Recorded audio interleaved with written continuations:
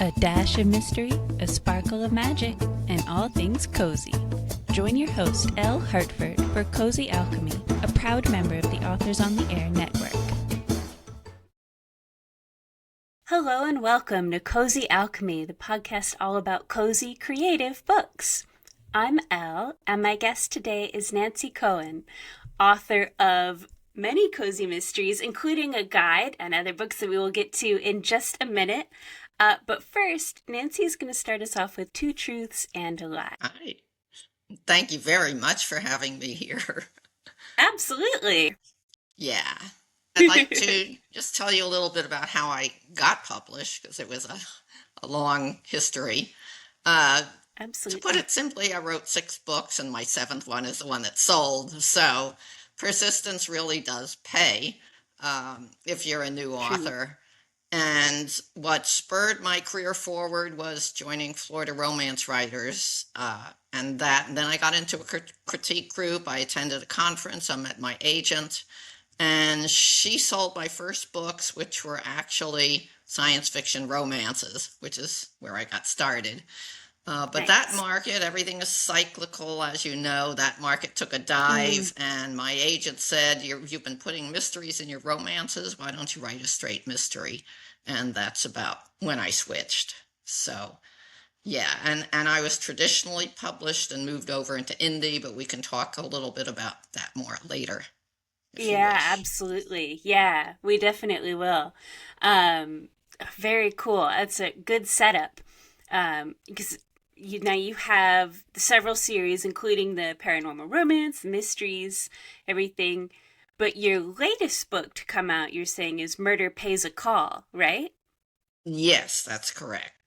Hmm. Okay. Can you tell Yeah, us a little bit that's about that one? There that it is. one. There. Yep. Excellent. Yeah. Very good. Really, this came about because my new heroine is some has an occupation that I don't think anybody has done before in a mystery series. Mm. She's a personal concierge, which means she will take on any job for anybody as long as it's legal and ethical. And who among us cannot use somebody like this? It's Fair. different than a personal assistant. A personal assistant works with one person usually and maybe Mm. salaried and just helps that one person. But Keri owns an agency, so she's an independent contractor and has many different clients, which allows her to get into all sorts of situations. And yeah, in the first book, she's bringing an elderly client some groceries. When she goes inside the house, the door is unlocked. She thinks the woman unlocked the door for her ahead of time. But Mm. unfortunately, the lady is dead in bed and her room has been ransacked. So Keri gets involved in looking into this lady's background to see who might have wanted to do her harm. The woman is not as beloved as Keri thought she was, and she learns a lot of secrets that she wouldn't have thought of otherwise. And Mm. that's the road that this book takes. Gotcha. Yeah. And that's first in a series, right? And it sounds like there's a lot of potential there with her job for different mysteries. Yeah, I've already started writing book number 2, which is called Murder at the Musical. So you can kind of guess what the Fun. setting is. Yeah. And so I've had to learn a bit about theaters and show business, community theaters, who the staff are at the theater, who the different actors are. It's been a learning experience, but I like learning something new with each book. It excites me, and if I get excited over it, then hopefully my readers will too. And Keri's continuing cast goes with her best friends, her office staff, and hopefully we'll introduce her relatives at some point too. Nice. Oh, that's fun. What gave you the idea for having a concierge? Like, as you say, it works so well, but what? How did you Well, decide? because I could really use one. I mean, I saw the job description somewhere and thought, we all need this person in our lives if we can afford it. Somebody just to Yeah. help you with the everyday tasks. And this is Keri's goal. She wants to free people up from doing their routine things so that they have more Mm. time to spend with their families. and friends due to her past. This is what prompts her to help other people.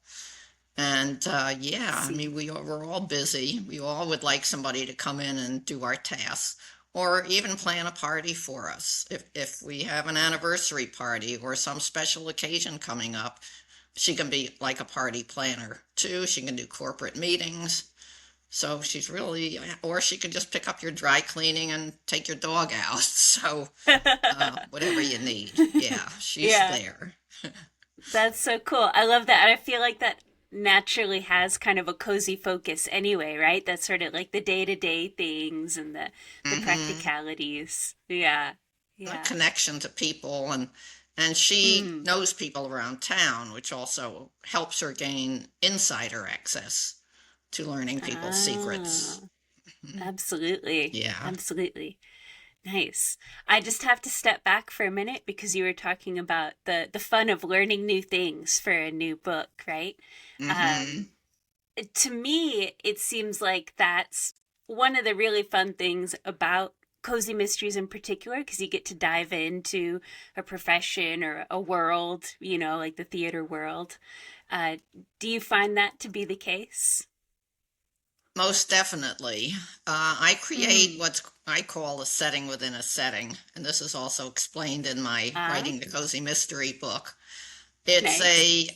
you have the overall setting, like for my Bad Hair Day Mysteries, it's South Florida, um, just west of Fort Lauderdale, between Fort Lauderdale and the Everglades is Marla, the hairdresser's town. And yet each mystery takes place in a more definitive setting, such as her latest book is Star Tangled Murder, that took place at a living history village where she and her husband Ooh, go fun. because he likes history. And while they're there, the town marshal is murdered. So all the villagers become suspects, and you have your built in cast of characters, which is what's so nice about the cozy mystery setting. Yeah, Um, yeah, absolutely. I come from a museum background myself, so living history, I'm like, yes, absolutely. You have a great sort of melting pot there for mystery. well, my next Marla story actually takes place at a history museum, so you'll like that one. Oh, That one's all fun. written, and I'm just doing the final read through for that. And yeah, there's a cursed antique hairbrush stolen from the local history museum. Fun. That will be good. Yeah. And now, because you mentioned the Bad Hair Day mysteries, and that is your longest series so far, right? Yeah, Am I there's remembering 18 that books and the correctly? 19th 18. is finished. It's just has to go into production yet. Yeah. And plus there's Yeah, a cookbook to accompany it as well, since I like right. cooking. Hmm. Which is such a cool idea. But how do you maintain a series for that long? It really evolves from the characters because, like in Mm, real life, your relationships will change and evolve. The new people will come into your life. Some people will leave. Nothing is perfect. Even if the main characters get married, there's always going to be some sort of problems or issues or conflicts. And that's the key, maintaining the character arcs, maintaining the conflicts, having different relationships. Um, and each story subsequently kind of erupts from where the characters are at that moment of in time. mhm. It comes naturally, in other words. Right, right. That makes sense. Yeah, I know. I think I've brought it up on the podcast before. Like, what one of the things I really love about cozy genres is that they're so character based. Character focused. Hmm. Um, so that's such a good point. Yeah, as long as it doesn't matter how long the series is, the characters still have like troubles in their lives and their own things going on and on their own new. Definitely. Yeah, Yeah. because you don't want a static character like Nancy Drew. And everybody loves Mm. Nancy Drew, but she never changes. And I grew True. up, I read Judy Bolton books, and she progressed. She got married. And that was my example of how a character needs to Okay. change throughout a series. Very important. Now, I also read Cherry Ames, and that inspired me to become a nurse, which was my real career for a while. Yeah. Gotcha. Hmm. Yeah. Ah, that's very cool. So, okay, we've got a couple different mystery series, and we've talked a little bit about you had started off in paranormal romance. And you mentioned that switching between the genres was by your agent's suggestion, right? That's correct. So my Yeah. agent, I wrote the proposal for Perm to Death, which here we are, that one. Nice. There we Number go. one. I got the idea when I was getting a perm back in those old days, and sitting around waiting for the timer to go off, looking at the other women in the salon and thinking, we need something gripping to read to kill time. Let's kill off one of these ladies. And the hair There we salon go. was perfect background setting for a mystery series because everybody comes in and gossips and confides in their hairdresser. It was just perfect. uh, Plus, it was fun, and I like having a fun uh, background setting to research. Mm, It makes it more interesting for me. It's not gloomy, it's not heavy. It's readers can have a good time, and when they meet the friends, that they get to know the characters, and it's like coming home to their hometown and being with familiar people. absolutely. So that Yeah. that started the series. I just sold 3 books to Kensington at that point, and then they kept renewing 2 book contracts at a time until my editor left. So I was orphaned. And at that point, um, I had nobody who wanted my option book, but paranormal romance was coming back into swing, so I wrote a few more of those. For originally, I was with Dorchester. These were for Wild Rose Press. Okay. And Yeah. then Five Star picked up my mystery series. I was very lucky, and I got to write 4 more Bad Hair Day books for Five Star until they canceled their mystery line. And at Oh, that point, that's when I went indie because I got fed up with all these changes at the different publishing houses, and indie publishing was becoming more viable. mm. And that's where I've been ever since. And I think So, that story really illustrates what I think is a great point is when you're writing, right? When you're at the very beginning of your journey, we tend to think of publishing as like, oh, you get an agent, you get a publisher, noise, and then and then you're good, like, and then it just takes off, and it's always, you're set. But this idea that like publishers are changing all the time, and all these things mhm. can happen afterward, I think comes as kind of a surprise to You have to be authors. versatile, you have to be a Mm, survivor, and you have to be mm-hmm, persistent and determined. Yeah. And even mm, if your series is canceled, if you really want to now, you have the option of continuing it either with a small press who might take you on or on your own. So we have more options today than we used to. yeah. And audiobooks are another route to readers, which is a whole different market. So Mm. lots of chances to go in different directions. Yeah, absolutely. Have you enjoyed it going indie? Like, what was it a big learning curve? Is it, are you happy? Yeah. Yes, I like controlling my publication dates because the last Mm, one with Five Star, it was a year and a half between books, and that's not very good when you are writing a series. So you can control when your sure. book comes out. I work with a cover artist and a formatter, and a professional editor, so I have my team, and I have input on all of these factors. The formats I want my book to come in, what the cover art should have, the cover copy, which is probably the hardest thing ever to write. That's harder than the book. And then all the marketing stuff that you have to do.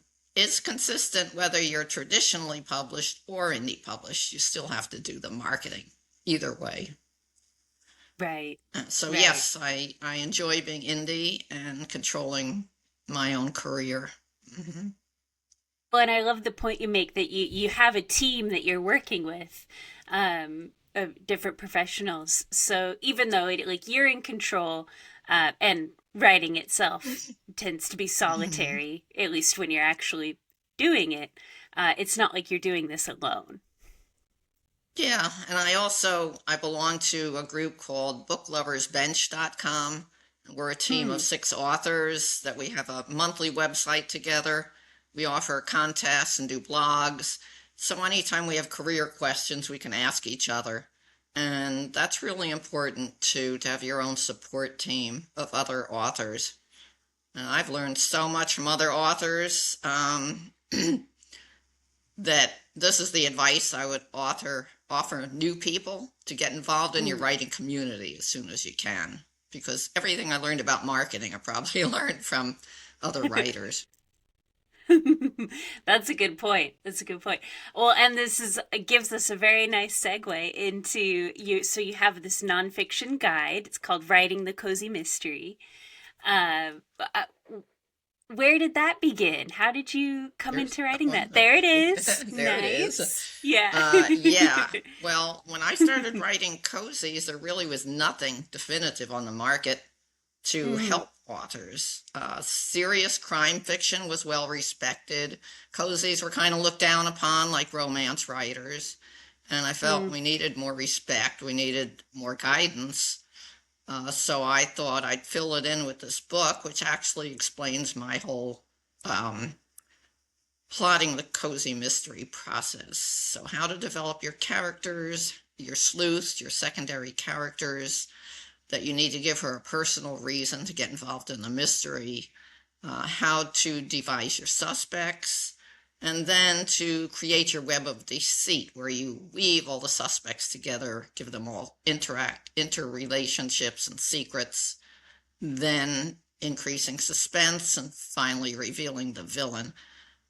So all of that is revealed in this book, along with some marketing tips and favorite mystery movies, things like that. So yeah, and I've gotten a lot Nice. of good feedback on it, so I'm very grateful that it's helpful to other writers. Absolutely. That's awesome. I that's so how so okay. How long had you been writing when you decided to sit down and write this guide? The guide, when was it published? I have to look. I don't remember. Uh, 2018. Oh, so I'd been writing about 20 years already.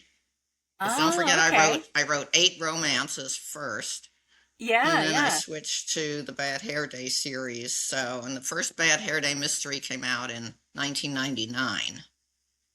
Boy. Okay. No, 2014. Excuse me. I recopyrighted 2018. 2014 was the Was original in the guide. version. Yeah. That makes sense. Okay. Yeah, so did it feel natural putting this together? Or I'm so impressed by, having the guts to sit down and be like, I'm gonna write the guide for this. You know what I mean? Yeah, I mean, you have to outline it naturally and have a progression of what you're teaching. And Hmm. other people have suggested I expand it or I add a workbook and this and that, but it's concise. It's for people who already know how to write but want to learn how to write a mystery. It doesn't have to be a cozy mystery. It could apply to any kind of mystery. Uh, but I didn't want any fluff in it. I just wanted it to be very practical and step by step how to develop your own series and mystery.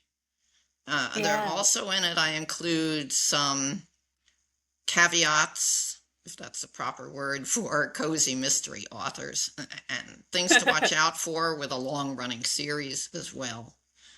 So, for Oh, example, nice. you need to Yeah. vary your methods of murder and that Yeah. and avoid repetitions. It's very hard when starting a new book to know how much to reveal to new readers versus repetition for your previous Yeah. readers, True. dealing with stuff like that. It's helpful when you have beta readers. Beta Mm. readers are normal readers who will read your book and give you their opinion from their viewpoint, and that's very helpful too. So, Absolutely. Yeah, yeah. Part of the editing process, right? mm-hmm. Yeah. Yeah, for Uh, sure. yeah, yeah. I because you mentioned when you sat down and you're starting to write this guide that you were feeling like cozy mystery and romance authors were a little bit looked down upon. Do you still feel that, or have you seen things change? I think it's changed. I think cozy Hmm. authors are very popular. Cozy mysteries are popular, and it's recognized at this point. There's even a Agatha Award. It's represented there. Right. So it's come a long way. Hmm. Definitely. Absolutely. But Is both genres are still written more by women for women. And you're still dealing up against the serious crime fiction writers. But cozy mysteries are always going to be popular. We always have our fan base. And people just like to pick up, they recognize the covers, they expect a lighthearted, fun story. There's going to be a puzzle to solve, and nobody gets badly hurt. There's no swear words. So, reader expectations are also very important to meet. Uh, but people are true. always going to want to read this type of book. Why is that, do you think? If you had to put your finger on it. Escapism, entertainment. If you want Mm, to look at something serious, watch the news on TV. We all want to get away from that. mm, And cozies are a bit of a fantasy in a way because the crime is always solved, the villain gets their justice, the sleuth is never badly hurt. So we have to accept that when we read these books, obviously. Plus, she's going to find a murder in every volume, and who goes around town finding dead people all the time? So there's a certain suspense of your belief here, and you just mm, want an entertaining read with trying to find out who the villain is along with the sleuth. mm-hmm. And get that you're right, the very satisfying ending. You're right. Hmm. Unfortunately, we don't always get that in real life, but Yeah, it's for sure. Hmm. nice to see it play out on the page. Yes, yes, Yeah. definitely. Now, for you, even in all the different genres you've written in, are there any constants in your writing? Like, do you have always this maybe a source of inspiration or motivation, or is what ties it all together? Strong female protagonists. My Mm, women, even in the paranormal romance, the women have special powers. So they take a very active role in whatever adventure is going on. And of course, my sleuths are always a bit little too nosy and want to of get their course. answers, whichever way they get them. But in my cozies, I would say family values are also very important. That Mm, Marla's, the hairdresser, has her family and friends, and this family development is very important to her. Keri also, at this point, she's a lot younger than Marla. She has her best friends. She's just beginning to date again after she had some bad incident in the past. So hopefully she'll get there too. But family relationships, caring about other people, that's yeah. part of both their natures. Because a hairdresser wants people to look good because it gives them self confidence.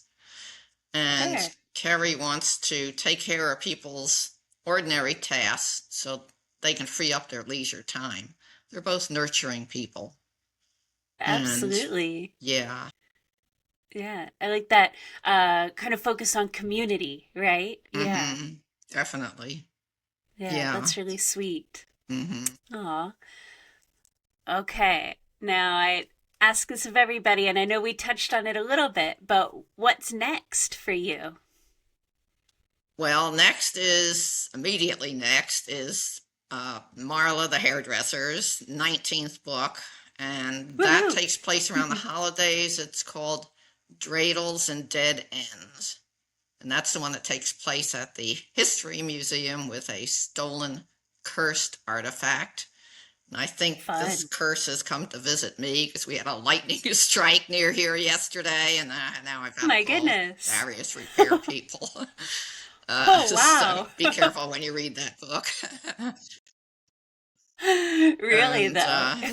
and then I'm writing Keri's next book, so that'll be The Murder at the Musical. So those two are coming next, Nice. and Now, yeah. and I have to ask, so as an indie author now, how far ahead do you plan your schedule? Well, once I uh, finish my final read through for Dreidels and Dead Ends, I'll set the Hmm. publication date. I like to give myself ideally 4 months, but it might be less because I do put the book up on NetGalley for advance reviews, and you have to send out to reviewers and give them time to read it. Right. So you need at least 2 months for that process. And then to plan all your blogs, if you do a blog tour, you have to write all those interviews and posts and so forth to give yourself enough time to do it beforehand so you're not so frantic when the book is released. Yeah, Yeah. so I like that rule of thumb. Yeah. That's good. Well, and again, on that note, you've touched on this a little bit, but is there any advice you would give to yourself if you could go back and talk to yourself when you were just starting out? What would you say? I know you said find your writing community, right? I Anything would have else? joined it a lot earlier because then I might not have had to write Yeah. 6 books before one sold. Yeah, and get into a critique group if you can. Also, it's Ah, really okay. important. Don't ask your friends to read your book or your mother. You need other writers who are at the same level or a little above to give you Mm. advice. And you can enter your book into writing contests. You can do manuscript critiques with editors. So all this will help in your writing. And try to stick to the same genre. Now, you might need to experiment a little bit at first to see what direction you're going in and where you make a hit, but then follow it and don't keep jumping from one genre to another because you need to stay on your track and build up your volume that way. I Yeah. see. Yeah, I see what you're saying. Like uh, it, not just a backlog, but like building up kind of a reputation as an author, Mm-hmm. right?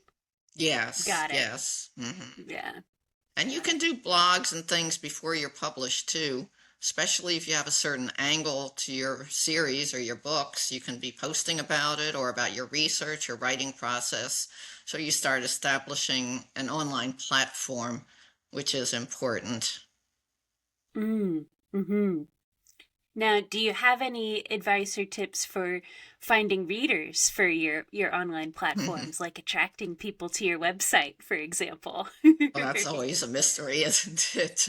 Right? Uh, Yeah, yeah. well, I do multi-author promotions and newsletter Mm, swaps, free book mm-hmm, giveaways, so that increases our newsletter list. That way, I mm-hmm. do a blog on my website. I post pretty frequently, so that draws people to my website. I post often on Facebook. Yeah, I hope you'll follow me at all these places. So, Yeah, yeah. posting often and connecting with readers online, which is why I like Facebook the best probably because I do communicate with readers there and get their opinions. I need it when I need help Mm. with something, I'll ask my readers and get their advice. Like there's a dog in Murder at the Musical and a dog that fits inside a purse. So I didn't know what breed. And I Ooh. asked my readers, I got a whole list.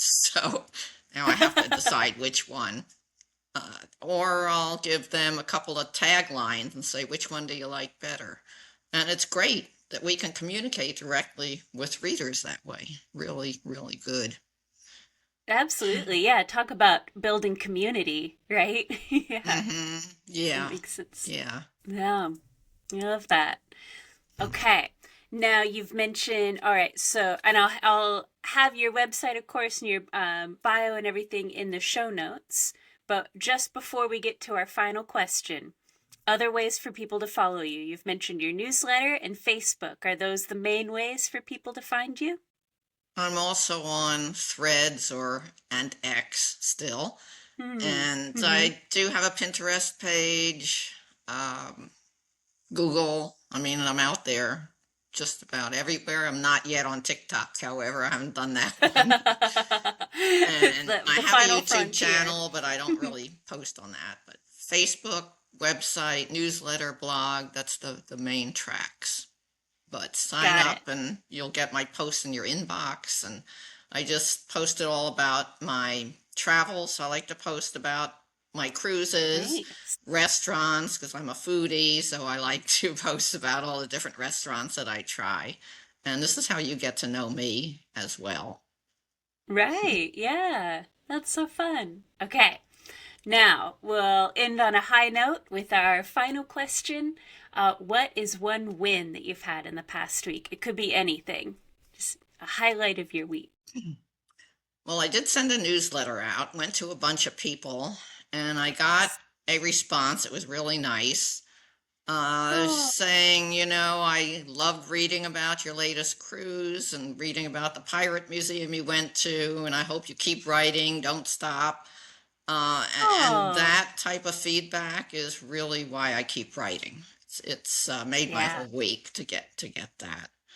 And that that's in the lovely. midst of my electrical issues here and mechanical because of things, the curse is getting to me for my book. But yeah, so that was a bright day to get that. So author Yeah, feedback, it's important to tell your authors what you like. And yeah. definitely. Definitely. Yeah, it always has so much more impact than you can ever know. That's lovely. All right. Well, Nancy, thank you so much for being here. Thank you, Elle. I really appreciate it. And I hope your Yeah. readers gain something from watching. And I'm I'm sure. very glad to Yeah. be here. Thank you. Excellent. All right. Well, again, yeah, thank you. And for all you listeners, I will talk to you next time. Cozy Alchemy is brought to you by Authors on the Air, and our theme music is by Cyberwave Orchestra. For everything else, blame Elle. You can find her online at lhartford.com.